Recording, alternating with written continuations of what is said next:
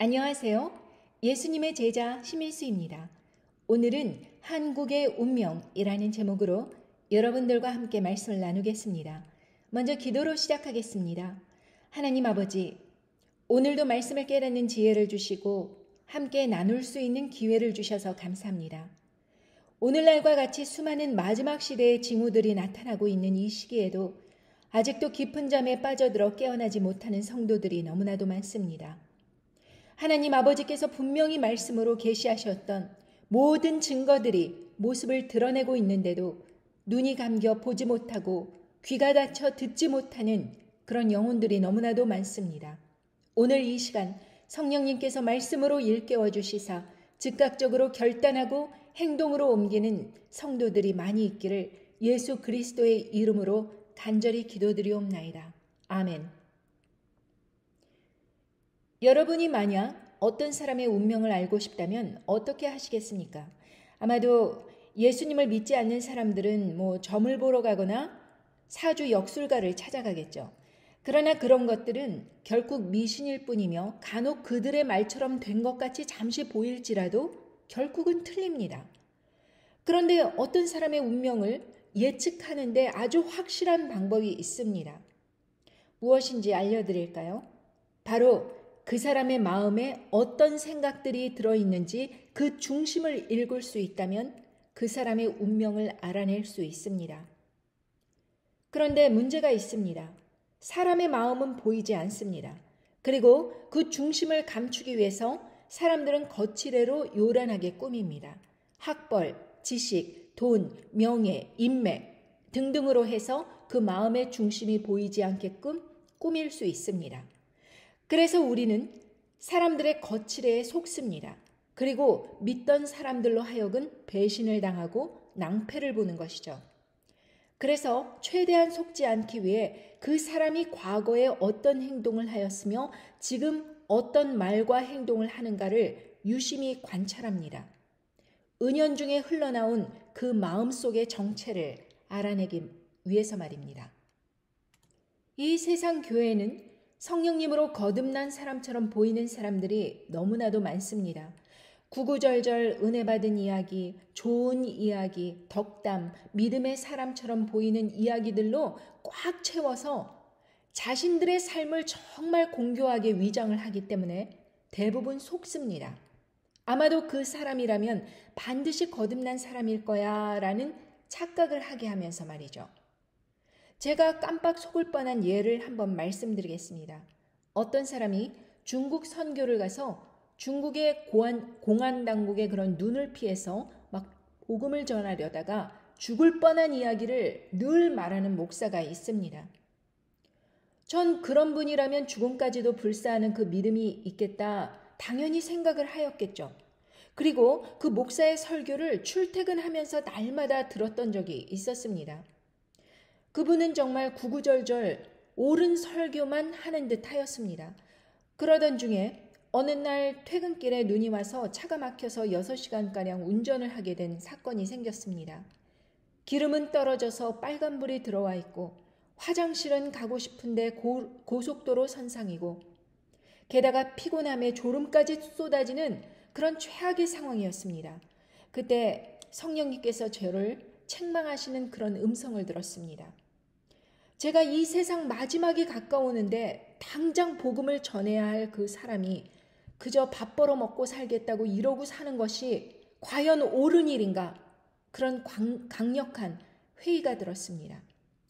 저는 그 목사의 사모에게 당장 전화를 하여서 상담을 요청하였고 밤 10시쯤 그 목사로부터 전화를 받았습니다.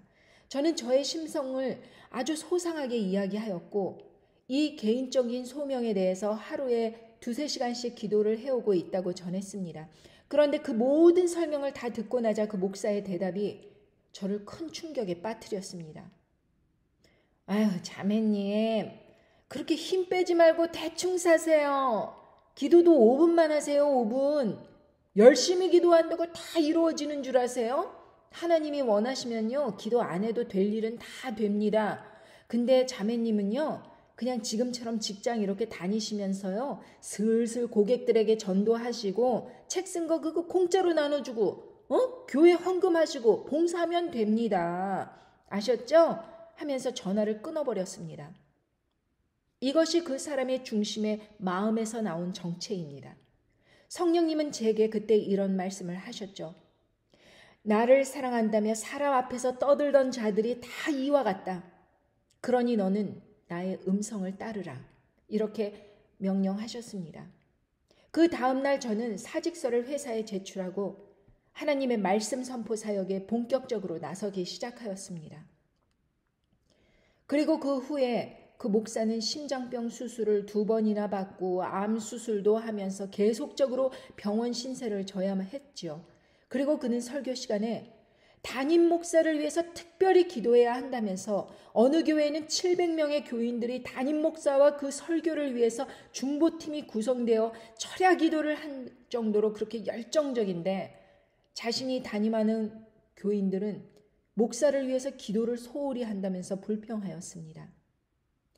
아니, 자기 자신의 인생을 위해서 5분만 기도하라는 그 처지에 담임 목사를 위해서는 열정적으로 그렇게 기도하라고요? 제 눈에는 그분은 자신의 사역을 위해서 하나님을 이용하는 것처럼 느껴졌습니다.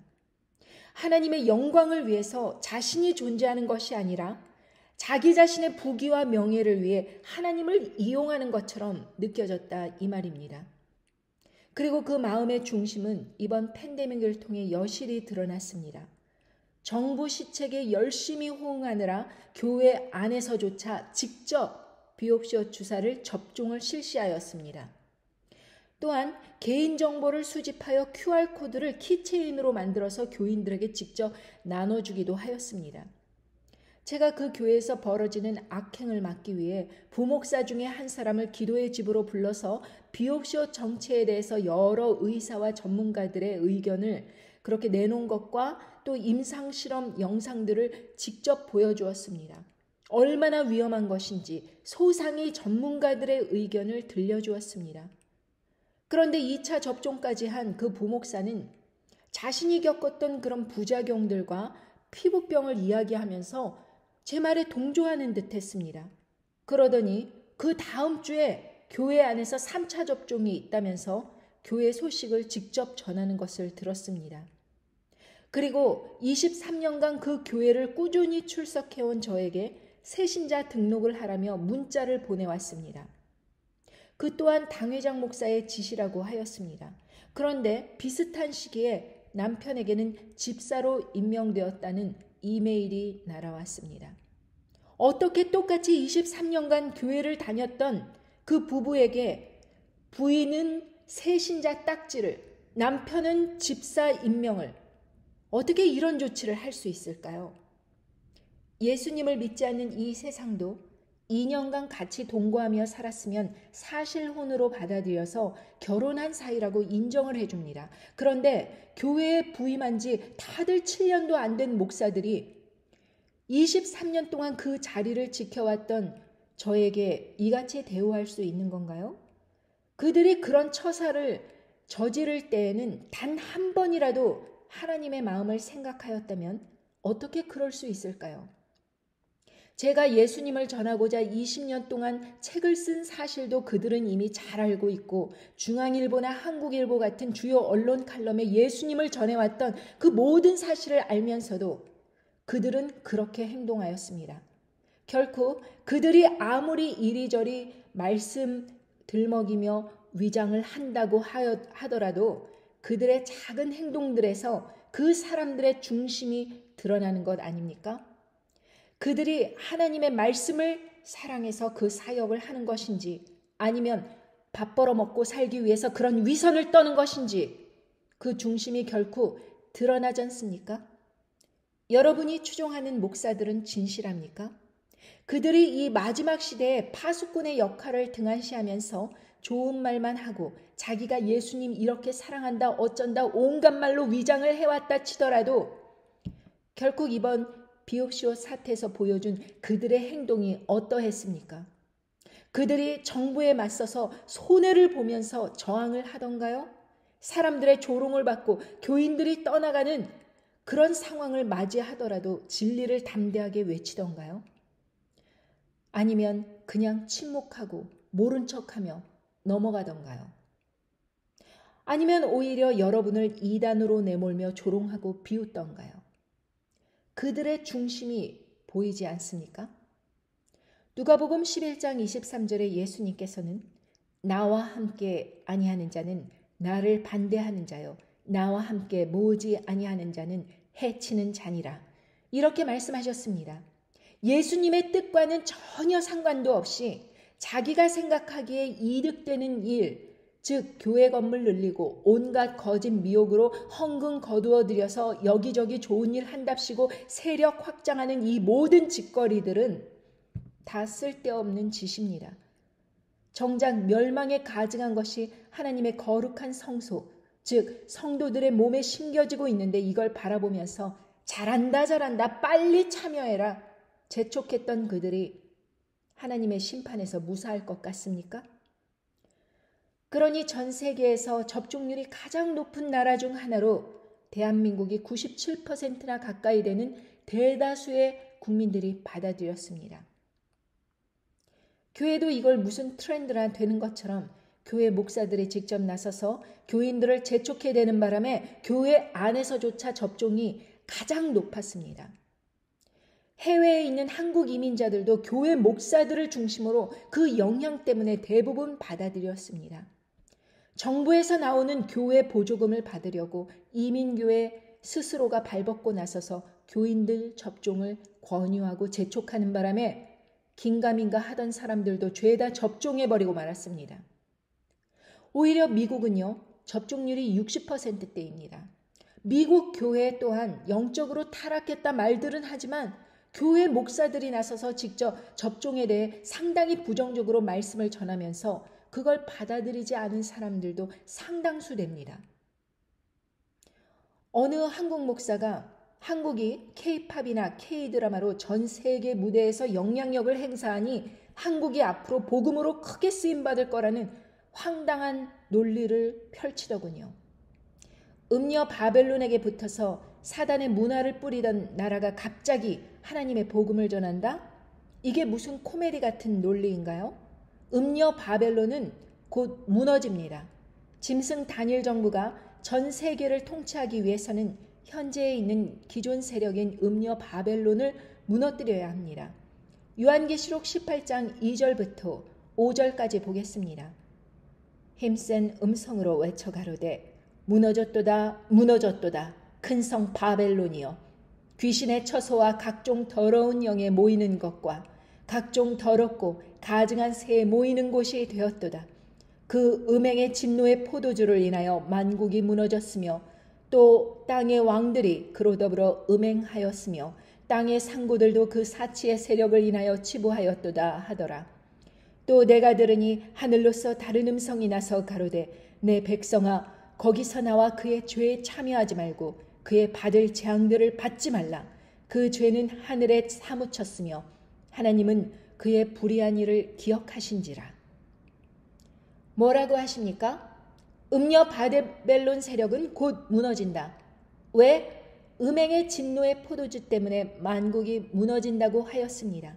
땅의 왕들, 즉 각 나라의 대통령들이 직접 그 진노의 포도주를 국내로 사들여 와서 국민들에게 반강제로 시행하게 하였고, 땅의 상고, 즉 거대 제약 회사들과 IT 기업들이 그 가증한 일들로 인해서 엄청난 부를 쌓았다고 분명히 말씀하셨습니다.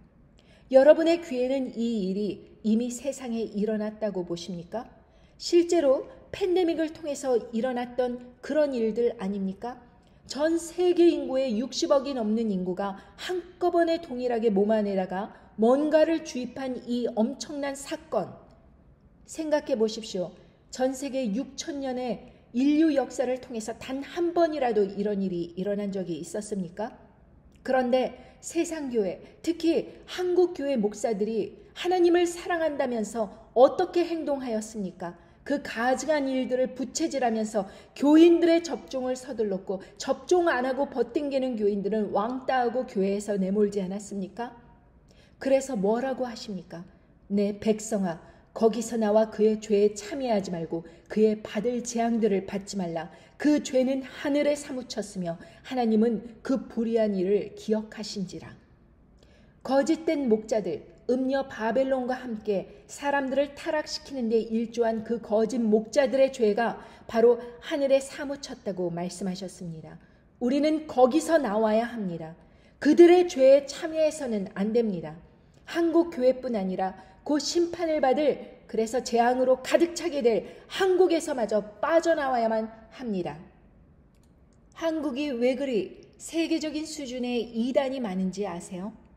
바로 한국 사람들의 마음의 중심, 그 모든 악한 괴계와 하나님을 거역하고 배반했던 그 마음의 중심이 사회적 현상으로 드러난 것뿐입니다. 왜 그리 정치적 갈등과 부정부패가 끊이질 않는지 아세요? 바로 그 악하고 타락한 국민성이 모습을 드러낸 것뿐입니다. 왜 그리 사기 범죄와 자살률이 전 세계 1위의 자리를 꾸준히 지속하는 줄 아십니까? 바로 죄악을 따르고 하나님을 부정하는 그 개개인의 못돼 먹은 중심이 각자의 인생의 결말로 드러난 것뿐입니다. 바로 저와 여러분이 그 죄악에 깊이 관여되어 살아오면서도 개인의 이권과 사랑과의 관계 때문에 바른 말을 내지 못했고 그래서 악에 눌려서 살아왔음을 증거합니다. 음녀 바벨론 안에서 갇혀 살면서 뭘 당장 고쳐보겠다고 버티는 게 답이 아니라 거기서 나와라. 그래서 그의 받을 재앙들을 받지 말라. 이렇게 말씀하십니다. 지금은 도망가는 게 답입니다. 여러분이 고치려면 진작 고쳤어야죠. 여러분이 한국 교회의 타락성을 고칠 수 있습니까? 한국 거대 교회들의 타락한 당회장들을 당장 회개시킬 줄 아세요? 이미 하나님의 심판의 말씀은 떨어졌습니다. 누가복음 17장 28절에서부터 30절에 또 롯의 때와 같으리니 사람들이 먹고 마시고 사고 팔고 집을 심고 집을 짓더니 롯이 소돔에서 나가던 날에 하늘로서 불과 유황이 비오듯 하여 저희를 멸하였느니라. 인자에 나타나는 날에도 이러하리라. 여러분, 롯이 만약 소돔 사람들에게 부지런히 복음을 알린답시고 그 자리에 여전히 머물러 있었다면 소돔 사람들과 똑같이 불과 유황으로 죽었을 것입니다. 그런데 롯은 천사들의 말을 들었습니다. 그 긴박성을 절감했습니다. 소돔과 고모라 사람들의 그 타락성을 깨닫고 이거 심상치 않은데 하고 시절을 분별했습니다. 하나님의 음성을 듣고 그 자리에서 탁상공론하면서 멍하니 있지 않고 행동으로 당장 옮겼습니다. 그게 쉬울 것 같습니까? 살던 집과 모든 토지와 재산을 놓고 주랭랑을 치는 게 쉬워 보입니까? 그런데요, 롯의 노아와 다른 게 무엇인 줄 아십니까? 노아는요, 100년 가까이 하나님의 심판을 대비해서 방주를 만들었습니다. 모든 재산을 올인해서 거대한 방주를 만들었습니다. 계획하고 준비했습니다. 그런데 롯은 아무것도 가져나오질 못했습니다. 그야말로 빈털터리가 되어서 나왔습니다. 롯은 그런 일이 일어나지 않으면 다시 돌아오면 되지 이러면서 몸만 빠져나갔을지도 모릅니다. 그런데 롯이 소돔을 빠져나와서 그 후의 삶이 얼마나 비참했는 줄 아십니까?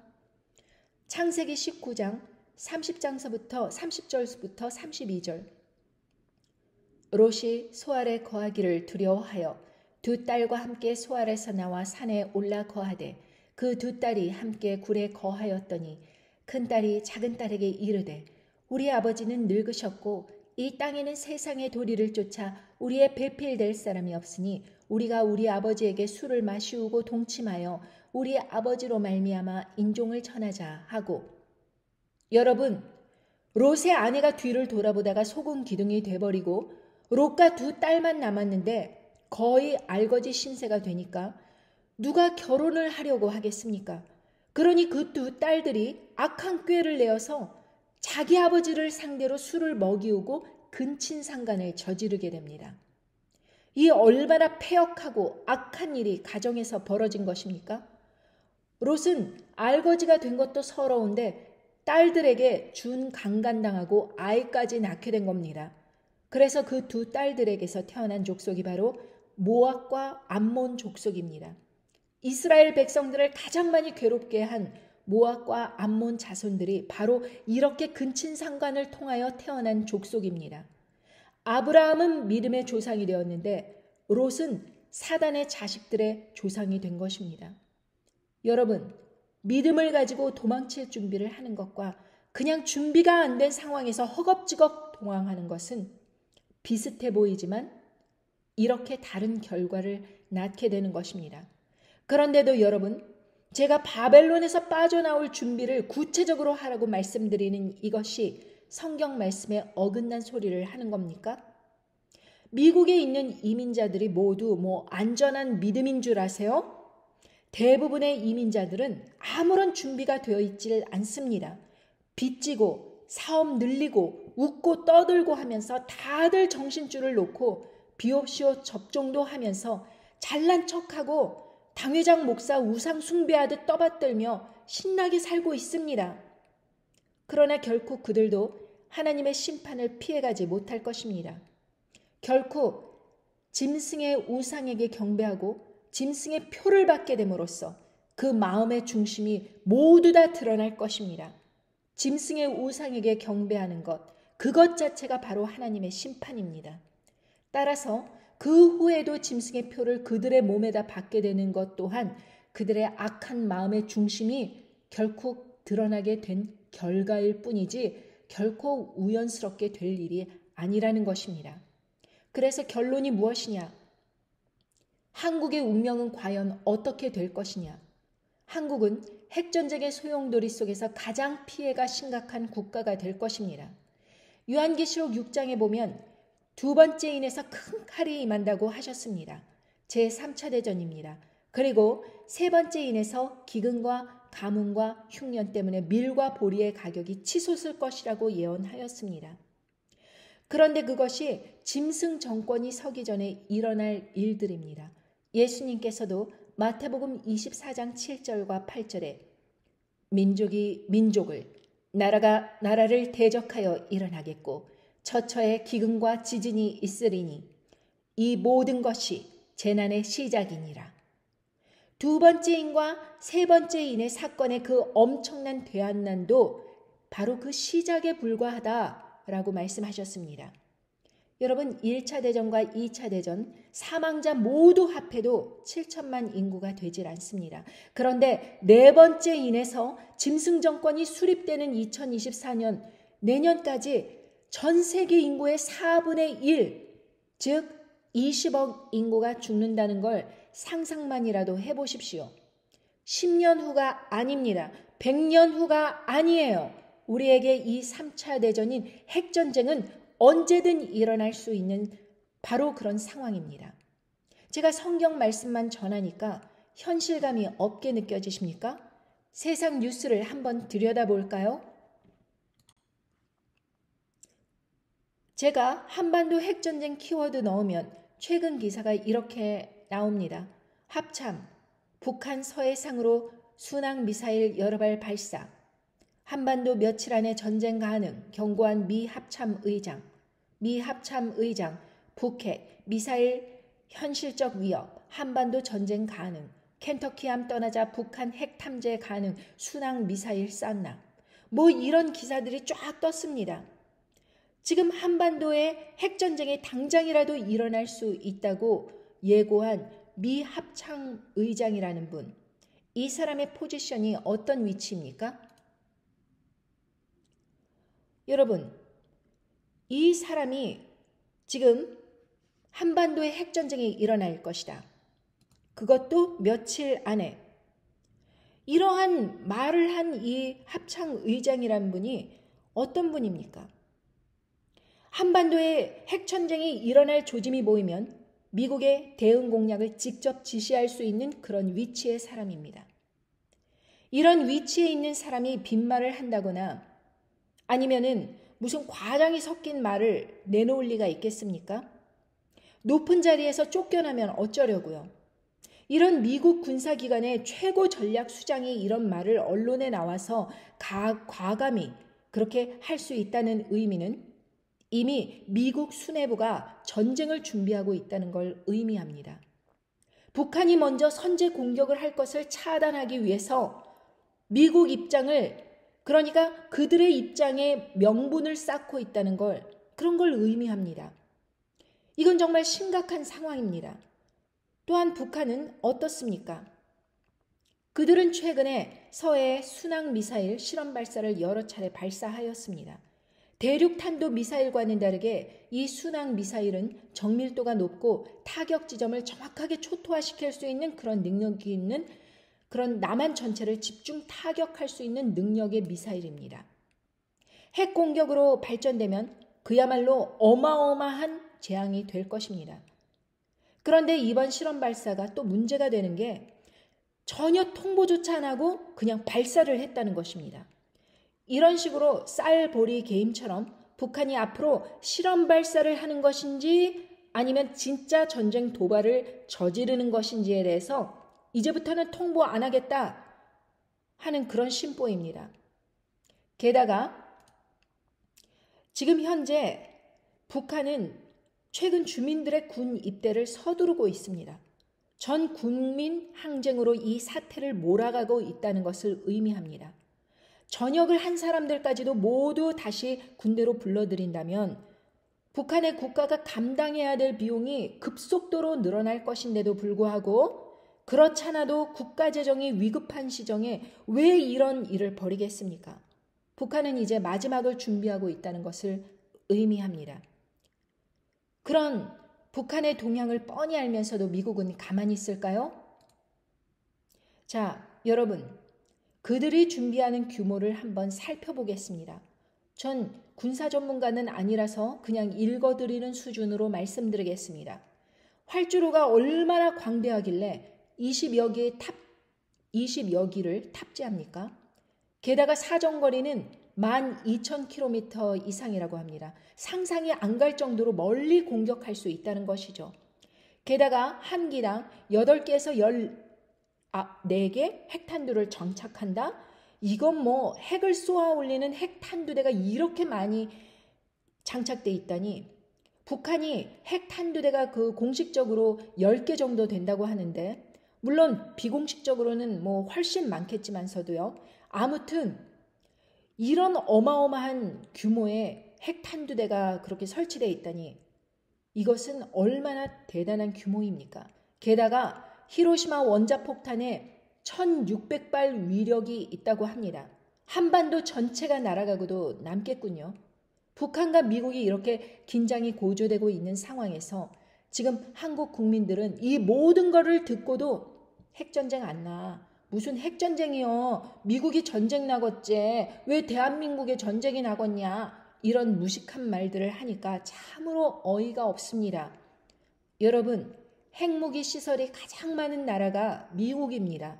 그리고 바로 러시아가 비등하게 가지고 있습니다. 그러니 미국과 러시아를 건드리면 국가가 핵으로 초토화될 거인데 누가 그걸 알면서도 건드리겠어요. 그러니 그 두 나라 모든 땅은 또 얼마나 광활합니까? 러시아가 그렇게 미워도 미국과 서유럽이 러시아와 직접 싸우지는 못하고 우크라이나에 그냥 무기만 지원하는데도 다 이유가 있는 겁니다. 직접 어떤 나라가 나서서 러시아를 공격하면 러시아는 바로 핵으로 공격할 수 있는 겁니다. 이 두 나라는 핵무기 위협 때문에 건드리지를 못합니다. 그런데 한반도는요, 그야말로 풍전등화입니다. 특히 남한은 핵도 없어요. 그런데 뭘로 싸우겠다는 겁니까? 총칼 들고 싸웁니까? 성경에 예언된 것은 모른다고 칩시다. 그러나 적어도 KBS나 MBC, YTN 같은 메인 뉴스에서 나온 현실들은 적어도 부정하지는 말아야 하겠죠. 군사 전문가들도 유튜브에 나와서 중국, 대만, 한반도 전쟁 가능성들을 다들 이야기하고 있지 않습니까? 이미 우크라이나는 러시아에게 박살나고 있는 이 상황을 여러분 보시지 못합니까? 호세아 4장 6절에 보면 내 백성이 지식이 없음으로 망하는도다. 네가 지식을 버렸으니 나도 너를 버려 내 제사장이 되지 못하게 할 것이요 네가 네 하나님의 율법을 잊었으니 나도 네 자녀들을 잊어버리리라. 믿음이 없어서 망한다고 성경에서 말씀하시지 않고 지식이 없음으로 망한다라고 말씀하셨습니다. 성경 지식이 없어서 망하고 세상 돌아가는 정보의 지식이 없어 망하는 것입니다. 참된 진리가 무엇이냐? 무엇이 바른 지식이냐? 그 지식을 제대로 깨달아야 하는데 그걸 그냥 무시해버리면서 살아간다면 물론 제사장도 되지 못하고요. 결국엔 하나님의 율법을 버리게 되고 그 자손들도 모두 다 망하는 것입니다. 여러분, 참된 지식이 얼마나 중요한지 모릅니다. 사람 살고 죽는 것, 흥하고 망하는 것, 참된 지식 버리고 거짓 것 쫓아가면 죄다 망하는 것입니다. 여러분, 하나님께서 제일 답답해 하시는 것이 무엇일까 생각해 보신 적 있습니까? 하나님의 자녀가 천국 상속권을 포기하고 세상 미혹을 쫓아 사단을 쫓아 지옥으로 빠져들어가는 것일 것입니다. 생각해 보세요. 얼마나 답답하고 얼마나 괴로우시겠습니까? 결과를 뻔히 아는데 불나방처럼 불에 달겨러 죽는 것입니다. 제가 아는 어떤 분이 해외에서 공부를 많이 하셔서 박사학위를 취득하고 아주 믿음도 신실하셔서 참 점잖은 부부가 계십니다. 그분들에게 외아들이 있는데 또 공부를 엄청 잘해요. 아이비리그를 들어갔습니다. 또 박사학위를 받았습니다. 그러니 그 아들이 얼마나 자랑거리겠어요. 그런데 그 아들이 한국에 놀러 나갔다가 못된 친구들을 만나서 유흥업소와 마사지 팔러를 들락날락거리더니 그곳에서 여자를 만났습니다. 마사지 하는 여자이니 교육이고 집안이고 뭐가 있겠어요. 그런데 그 여자가 순진한 그 외아들을 꼬셔가지고 미국에 들어와서는 부부가 된 겁니다. 그 후로 남편이 벌어다 준 걸로 사치를 벌이고 또 자기 친정 식구들을 죄다 미국으로 불러들여 온갖 일을 벌이고 예수님을 믿는 그 시부모를 함부로 대하고 정말 그 부모가 속이 터져 죽을 지경 아니겠습니까? 그런데 어떻게 하겠습니까? 그냥 그 외아들을 버릴 수 없으니 뭐라고 할 수 없는 겁니다. 여러분, 그게 바로 하나님께서 저와 여러분을 바라보시는 심정이라면 우리는 무진장 회개하여야 합니다. 그렇게 정성 들여 박사까지 공부시켜 놓았더니 날름 부모를 배신하듯이 우리가 그렇게 말씀으로 가르치고 깨끗하게 살게 해놓았더니 잘 살게 되자 잽싸게 사단을 쫓아가서 도망가 버리는 그 배은망덕한 삶을 사셨다면 정말 회개하셔야 합니다. 하나님 아버지의 속을 그렇게 썩여드리면서도 꼴값하고 잘난 척하면서 돌아다니는 우리들의 모습이 스스로 보기에도 정말 가증스럽지 않습니까? 저는 얼마 전에 제 딸과 이런 대화를 나누었습니다. 저는 최근에 너무도 스트레스가 최고조에 달했고 사단의 직접적인 공격이 너무나도 심각하여 그냥 이 말씀 전하는 것을 놔버리고 그냥 조용한 삶으로 돌아갈까 고민까지 하였습니다. 그런 모습을 보면서 고등학교 선생님인 제 큰딸이 저에게 이렇게 묻더군요. 엄마한테는 지혜가 뭐예요? 저는 대답하면서 지혜는 어떤 길을 가다가 뭔가 잘못되었음을 깨달은다면 바로 가던 길을 멈추고 회개하고 돌아서는 것이 지혜가 아닐까? 그걸 알면서도 끝까지 간다면 결국 멸망과 파멸이니까 하였습니다. 그랬더니 제 딸이 엄마는 그렇구나. 근데 나는 지혜를 이런 기준으로 지금까지 많은 결정을 내렸는데 한번 들어봐요. 나는 내가 노력해도 변화시킬 수 없는 것과 내가 노력하면 변화시킬 수 있는 것 항상 그 두 가지를 판별해서 가려내는 게 지혜라고 생각해요. 난 내가 노력해도 변화시킬 수 없다. 이렇게 판단되면 처음부터 노력을 포기해요.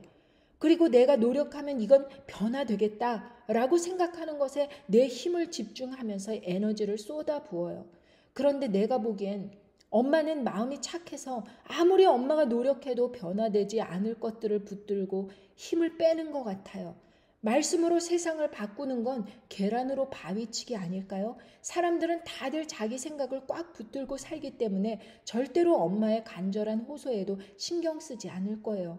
내가 엄마라면 몇 명의 사람이라도 엄마를 따르는 사람들을 변화되도록 도와주는 게 실질적일 것 같아요. 하는 겁니다. 그 아이의 말을 듣고 저는 곰곰이 생각을 해보았습니다. 저는 올해 초부터 대한민국에 곧 큰 재앙이 닥칠 것이다 라고 핵전쟁이 일어날 것이라고 말씀을 증거하면서 위험하다고 열심히 외쳐댔지만 정작 어떻게 빠져나올지 그 실질적인 방법은 전혀 가르쳐 주질 않았음을 깨달았습니다. 저는 이 기도의 집을 2021년도에 마련하고 난 후에 이 집을 내가 혼자서 기도하고 말씀 전하는 장소로 사용했고 또 작은 아이의 그 거주 공간으로 그렇게 사용해 왔습니다. 그러다가 최근에 지금까지 제가 이 기도의 집을 너무 이기적인 목적으로 사용했다는 뉘우침이 들었습니다. 그러다가 아이의 이야기를 듣고 보니 제가 실질적인 그런 일들은 하지 않았다는 생각이 들더군요. 때론 간간히 미국 교포들도 놀러오고 하기는 하였지만 거의 수다만 떨다 돌아가는 게 고작이었습니다. 그들은 하나님의 말씀을 붙들고 죽고 살기로 이 기도의 집을 찾아온 것이 아니라 그냥 친구가 필요해서 놀러온 사람들이었습니다. 제가 어떤 사람인가, 이 사람 친구하면 재밌겠는데 이래서 찾아온 사람들이었습니다. 하나님께서는 타지인을 불편해하는 저의 이기적인 마음을 깨뜨리시기를 원하셨습니다. 한국에서 하나님의 뜻을 붙들고 낯선 땅 미국으로 이주하고자 하는 도움이 필요한 사람들에게 실질적인 그러한 정보를 주는 중간 장소로 이 기도의 집을 사용하시기를 원하심을 깨달았습니다. 하나님께서는 이스라엘 백성들이 가나안 땅을 그렇게 약속의 땅으로 받았음을 알고서도 모세를 통하여 12 정탐꾼들을 보내게 하셔서 그 땅을 탐지하도록 하게 하셨습니다. 그냥 가나안 땅으로 치고 들어가라 이렇게 하셨어도 되셨을 것인데 왜 정탐꾼들을 보내서 그 땅을 굳이 탐지하도록 하게 하셨을까 생각을 해보신 적이 있습니까?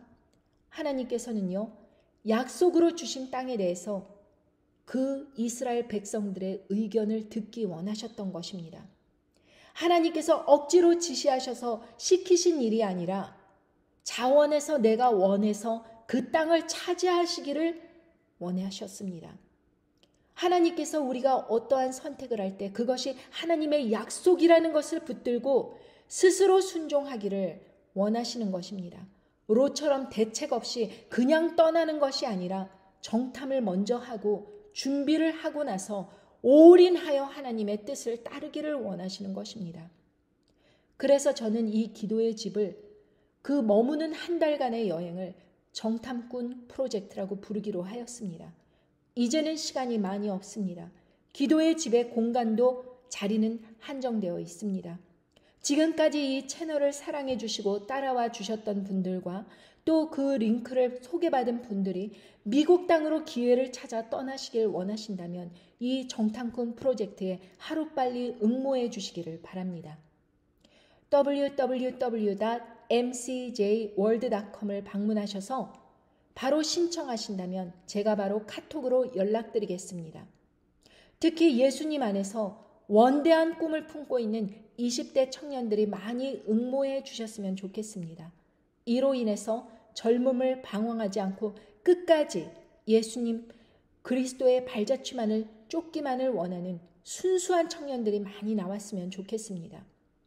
여러분께서 함께 부지런히 이 방송을 주위 분들에게 나눠주셔서 한 명이라도 더 깨어나서 준비하는 믿음의 군사들이 되기를 간절히 바라며 방송을 마치겠습니다. 좋은 하루 되십시오. 안녕히 계세요.